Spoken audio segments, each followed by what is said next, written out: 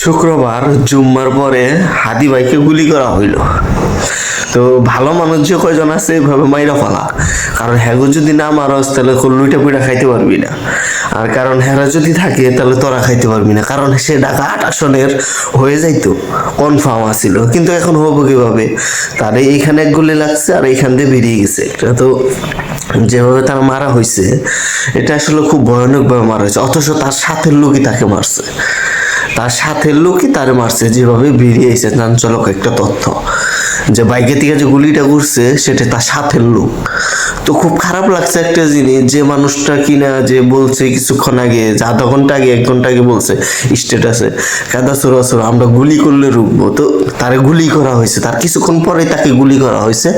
এবং কি তাকে যদি না মারে তাহলে ঢাকা ৮ আসনে অন্য কেউ হইতে পারবো না, ওই জায়গাটা নিতে পারবো না দিকে তাকে মেরে ফেলাইছে ওই জায়গাটার জন্য।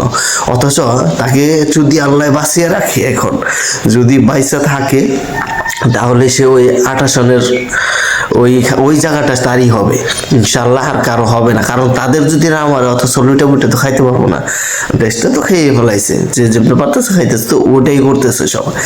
তো আশা করি যে আল্লাহ তারা বাঁচিয়ে রাখুক এবং কি তার হাইটটা আল্লাহ বাড়িয়ে দিক, এটাই আশা করি। কারণ সে একটা ভালো মানুষ আর কি।